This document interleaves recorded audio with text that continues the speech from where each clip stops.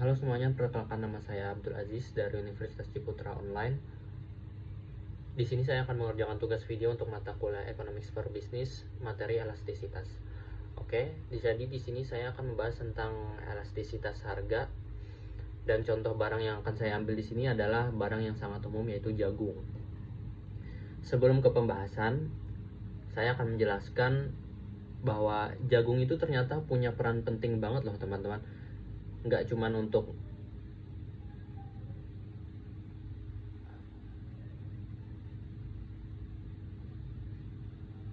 untuk mengganti beras sebagai makanan pokok, tapi juga bisa dipakai sebagai bahan pembuatan tepung maizena, lalu bisa juga dipakai untuk minyak jagung, dan bahkan bisa digunakan sebagai bahan bakar bioetanol. Selain itu juga jagung juga dipakai sebagai bahan pakan ternak ayam dan sapi. Jadi bisa kita katakan kegunaan jagung ini sangat luas dan sangat dibutuhkan sebagai komoditas. Lalu kali ini saya akan membahas topik elastisitas permintaan dengan mengambil contoh nyata dari berita CNBC Indonesia berjudul Produksi Jagung RI naik turun, bagaimana nasib swasembada pangan. Artikel ini menyoroti kondisi harga jagung di Indonesia yang fluktuatif akibat surplus produksi. Dalam berita tersebut dijelaskan bahwa produksi jagung di Indonesia berpotensi surplus pada tahun 2025, sehingga harga di tingkat petani turun hingga sekitar 5.500 per kilogram. Jika kita lihat data historis menurut berita dari katadata.id,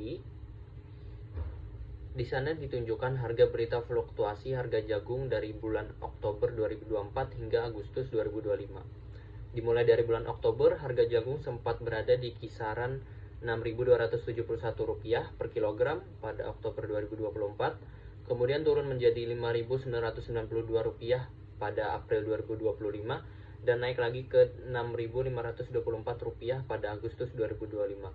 Fluktuasi harga ini cukup signifikan, sekitar 4-5% dalam beberapa bulan. Secara positif, fenomena ini menunjukkan sifat elastisitas permintaan jagung. Walaupun harga turun dari sekitar 6.200 ke 5.500 per kilogram, permintaan jagung tidak bertambah banyak. Begitu juga ketika harga naik kembali ke 6.500, permintaan tidak begitu berkurang drastis. Artinya permintaan jagung cenderung inelastis terhadap harga. Mungkin alasan dasar penyebab inelastis harga jagung ini adalah karena konsumen di Indonesia tetap lebih memilih beras sebagai pangan utama, dan penggunaan jagung lebih terbatas pada pakan ternak serta industri olahan, sehingga ini menjelaskan mengapa perubahan harga cukup besar tidak diikuti oleh perubahan permintaan yang signifikan. Lalu secara normatif, kondisi harga jagung yang cenderung meningkat seharusnya diimbangi dengan kebijakan yang menjaga stabilitas pasokan di pasar. Jagung memiliki peran penting sebagai komoditas di pasar, bukan hanya sebagai bahan pangan, tapi juga sebagai pakan ternak dan bahan baku industri. Karena sifatnya yang hampir tidak tergantikan, maka jagung lebih cenderung bersifat inelastis. Artinya meskipun harga mengalami kenaikan, permintaan tetap ada karena kebutuhan tidak bisa digantikan dengan mudah oleh komoditas lain.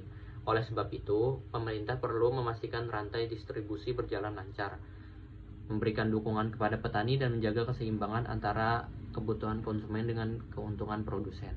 Dengan langkah tersebut, diharapkan stabilitas harga dapat terjaga tanpa mengorbankan salah satu pihak, baik petani maupun masyarakat. Mungkin itu saja yang dapat saya sampaikan terkait materi elastisitas untuk mata kuliah Economics for Business. Terima kasih. Wassalamualaikum.